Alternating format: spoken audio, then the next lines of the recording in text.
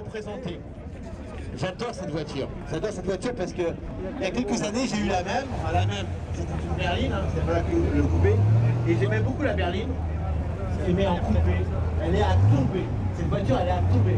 On regarde la ligne, elle est à tomber. J'adore, j'adore, j'adore. Et moi, quand j'aime, j'aime. Je le dis haut et fort. Elle est vraiment magnifique. La ligne, d'abord ce petit pavillon qui est vraiment rabaissé au maximum. Parce que quand on voit le pare-brise, on ne peut pas le descendre plus bas, il y aura un pare-brise. On aura des pare-brise. Et cette courbe du pavillon, hein, tout en douceur. Et ce grand coffre à l'arrière. Parce que bien sûr, on a gardé le même empattement que la berline, hein, le même gabarit. On a juste réduit par rapport à la berline le pavillon pour passer en 2 portes. Et on a rabaissé et raccourci le pavillon, ce qui donne une ligne, moi, que j'adore. Donc c'est Opel Rekord. C'est un modèle Opel Rekord. Il y a eu plusieurs versions d'Opel Rekord. Ce modèle-ci, c'est la Rekord, je ne sais plus quel modèle, P2, voilà, P2. Il y a eu une version aussi Olympia qu'on appelait, oui. en définition sans doute. Avant la Rekord, c'était l'Olympia. Voilà, l'Olympia, voilà. Et donc cette voiture, elle est sortie en 1960. 62, c'est là. 62, mais le modèle, hein, Rekord, c'est 60, parce que la mienne était de 60. 60 et le coupé 61. Voilà. 60, c'est une très bonne année, 60. Si, je vous le dis, c'est une très bonne année.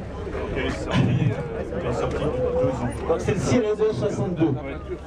En 62, alors là, on est à quelle époque? 62, on est sous De Gaulle, en 62. Les mecs qui s'en rappellent, il n'y a pas beaucoup qui s'en rappellent, hein. Non? Il y en a qui s'en rappellent de Gaulle. Donc on était sous De Gaulle en 62. Le début des yéyés, Johnny Hallyday, le boss, comme on l'appelle certains. Claude François, enfin toute l'époque de la nouvelle vague à l'époque, des films. Et donc on est dans une époque qui va être les années 60, qui va commencer. Et une période, on va dire, on dit maintenant heureuse, où les gens n'avaient pas trop de difficultés. Enfin, ils en avaient sans doute, hein, comme tout le monde, mais c'était pas comme aujourd'hui. Enfin bref, on va pas s'étalonner sur les années 60. Donc cette voiture avec 62, elle n'a pas toujours été dans cet état-là. Parce que là, elle est dans un état, on dirait qu'elle sort de chaîne, de l'usine Opel. Elle est en bon état et le toit est d'origine. Elle est plus qu'en bon état, elle est en très bon état. La peinture est d'origine, le toit, il y a eu un voile de peinture. Attends, la peinture n'est pas d'origine, c'est pas possible. Non, le toit est d'origine. Le toit est d'origine, il n'a jamais été repeint depuis 62. Il y a un voile de peinture qui a été fait. Par contre, pour la caisse, il y a eu un voile de peinture qui a été fait il y a quelques années. Il y a une vingtaine d'années. Une vingtaine d'années. Ceux qui ont fait ce voile de peinture, c'était des bons, parce que la peinture, elle est vraiment propre. Hein. On peut regarder, il y a peut-être des petits défauts. Mais déjà, le pavillon, franchement, le pavillon qui est d'origine, franchement, j'en reviens pas. L'intérieur aussi. L'intérieur est d'origine, on va regarder l'intérieur. La peinture intérieure, le tableau de bord est dans les... À l'intérieur est magnifique, avec des couleurs assez vives, je trouve. Et je retrouve l'Opel que j'avais à l'époque. Oui. Voilà. Un tableau de bord donc tout en tôle, de la même couleur, hein, que la caisse. C'est-à-dire que si la caisse était bleue, le tableau de bord était bleu. Hein. Oui. Le tableau de bord était couleur caisse, toujours. On a un tableau de bord donc tout en longueur, avec ici une température. Ici, je pense que c'est la jauge à essence. Oui, c'est ça, oui. Voilà. On a une très très belle montre ici. Ouais. Hein. J'adore moi les grosses montres comme ça rondes. Alors le tableau de bord, le compteur sur la vôtre aussi, je pense qu'il change de couleur. Ah ouais, le tableau de bord c'est un ruban en fait. Ouais, c'est un ruban qui change de couleur avec la vitesse. Ouais. Donc il commence à quelle couleur? Vert, après Vert, orange, orange et pour on arriver passe au rouge. à rouge. Ah, quand ça arrive à rouge, on est pratiquement à combien? Bon, il va jusqu'à 160, mais je pense pas que la voiture a un bon 140, c'est le maximum, je pense. Oui, c'était donné à 140. La cylindrée du moteur, il y avait deux moteurs, hein, un 1500 et un 1700. Oui, 1700 celle-là. Celle-ci, c'est un 1700. Le coupé, c'était uniquement 1700. Uniquement le 1700 sur le coupé. Alors que la berline a eu affaire aux deux, 1500 et 1700. Oui, c'est ça. Ok. Le volant est magnifique, avec là aussi encore le petit logo Opel avec les drapeaux. Le klaxon, qui marche qu'avec le contact, bien sûr. Ouais. Magnifique. On a, alors ça c'est marrant, il faut le dire, la clé de contact, elle est au tableau de bord, comme beaucoup de voitures encore à cette époque. Oui. Par contre, on a déjà un verrouillage de la colonne de direction, mais à part, qui ne fait pas contact. Non. Et après, on s'est dit, bah, on va faire les deux. Hein, Ouais, c'est Neyman qui l'a fait. Hein, Neyman a dit clé de contact et blocage de la direction. Mais là, sur ce modèle-là, le blocage de direction est indépendant du contacteur de démarrage, qui se trouve au tableau de bord, avec des petits voyants encastrés dans le tableau de bord, très très mignon. Les commandes de chauffage chromées sur la gauche. On a aussi le lave-glace. Alors c'est une pompe au pied. Oui. Voilà. Et on a aussi, on en parlait tout à l'heure sur la Corvette, le fameux changement code phare au pied. Oui. Voilà. Ça, j'adorais ça. Le petit déflecteur avec la molette chromée. Superbe aussi. Très très beau. C'est un vendeur chez Opel? Et on a Vendeur on a bien sûr, on a les phares ici au tableau de bord, les essuie-glaces, la commande d'ouverture de l'aération, de la climatisation, pardon. Ah oui, oui. On l'a commandé, monsieur. Voilà, vous voyez, la petite trappe qui s'ouvre, c'est là. Et le frein à main, type parapluie, sous le tableau de bord. L'ouverture de capot, on va le faire, qui se trouve là. Et je crois que je vais la commander, moi, pour... Oui. voilà. Vous avez le catalogue, là, monsieur. Très bon commercial de chez Opel. Hein.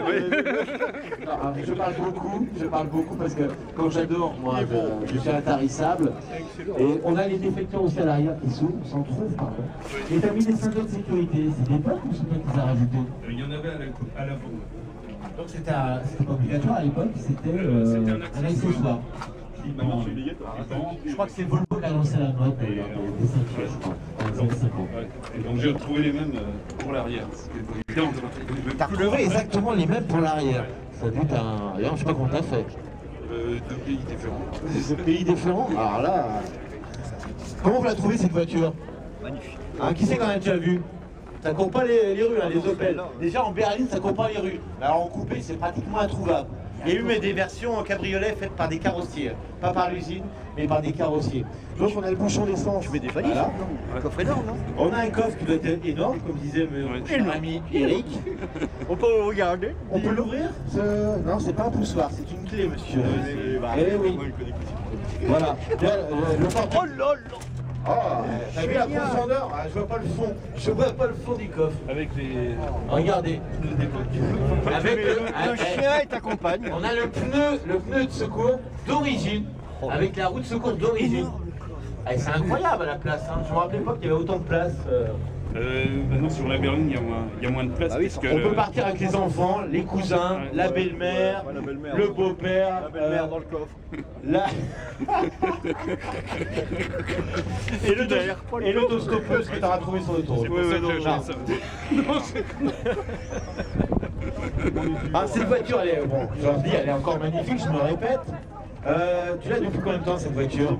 3 ans. Ouais. 3 ans, tu l'as trouvé comment? Tu l'as vraiment cherché J'en ai une ou tu l'as trouvé par hasard? Ah non, j'ai cherché longtemps. Et tu as vraiment cherché le coupé Ah oui, oui. record. Et C'est-à-dire que pourquoi d'abord tu as cherché ça?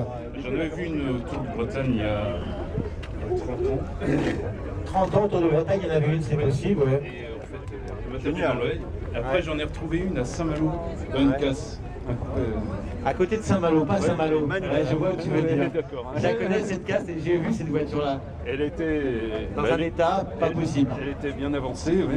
Et il y avait une autre voiture qui était dessus. Oui, Ah. oui, oui. Je connais cette casse Donc, j'ai et récupéré des j'ai pièces. visité il y a quelques années, il y a au moins 10-15 ans. Oui, oui, il y a... Et cette Opel coupé, ouais, figurez dans cette casse. Oui, c'est ça. Et j'ai récupéré des pièces, forcément. Ah, t'as À l'époque, récupéré des pièces. Tu vois, pour tout se sait. en trouver une et 20 ans plus tard. D'accord. Moi, dans ma vie, ça doit être la 3e que je vois. Ah ouais. Ouais, pourtant, je suis un féru de voiture ancienne. Hein. C'est la 3e. Elle est vraiment magnifique. Donc, on va s'attaquer au moteur maintenant. Le petit moteur, parce que c'est pas un V8. Hein. Je crois que j'ai ouvert déjà la trappe. J'ai qu'une main. Je te laisse faire, c'est la voiture. Alors le magnifique logo Opel. Vous savez ce que c'est le logo Opel? C'est quoi? Ça représente quoi dans l'assistance là? Éclair. Ça représente un éclair, exactement. un tac, un Z comme ça, c'est un éclair. C'est ça l'origine. Et aussi Vous avez appris quelque chose. Ah, d'accord. Ça symbolise aussi l'identité. On a une grande plaque de tôle à l'avant. Ouais, parce que bien sûr il y a un grand espace entre l'avant et le radiateur. Et le petit moteur, et pourtant on a le plus gros là, c'est 1700. Le 1500 il doit être encore. C'est un vrai. Le bloc ne change pas. Il est magnifique, hein. Franchement c'est aussi beau que l'intérieur. Regardez, on peut manger dessus. On peut manger dessus, elle est magnifique. C'est pas Tu sais, ici j'ai présenté beaucoup de voitures ici, des très belles, mais elle fait sûrement partie des plus belles que j'ai pu présenter ces dernières années. Merci. Franchement, je dis comme je le pense. J'ai restauré le compartiment moteur. C'est toi qui l'as restauré. Ouais. Donc c'est-à-dire que t'as sorti le moteur pour le restaurer? Non. Non. T'as fait ça sans sortir le moteur? Ouais. Des lampes. C'est pas un 2+2. Et les freins aussi, évidemment. C'est vrai. Ouais. Le problème de cette voiture, si vous en avez vu une, peut-être vous connaissez, c'est le problème des freins. Ah, ça freinait pas. Quand ça freine, ça part à droite, ça part à gauche. Ou alors ça bloque. Ou ça bloque, voilà. C'est vrai que c'est encore des freins à tambour, hein, sur ce modèle. Double cylindre de roue à l'heure. Ouais, c'est ça, ouais. Ça, je ne me rappelle pas. Non, J'avais une fuite à l'arrière, moi, je me rappelle très bien. Et j'ai vendu il y a quelques années, elle restait chez moi, je m'en suis débarrassé. Et j'en regrette parce que c'est une voiture qu'on ne trouve pas. La calandre est vraiment magnifique, elle revient carrément sur les côtés. Cette grande calandre Opel. Et ces petits trous, que les Opel à l'époque avaient des petits trous, qui sont très, très belles, hein, les roues, avec des flancs blancs, très beaux enjoliveurs, avec cette partie, je sais pas si c'est du laiton, je crois pas. Non. C'est rajouté parce que ça tourne. Et c'est pneus à flanc blanc, vraiment magnifique. Tu peux faire tourner le moteur, on va écouter le moteur, allez.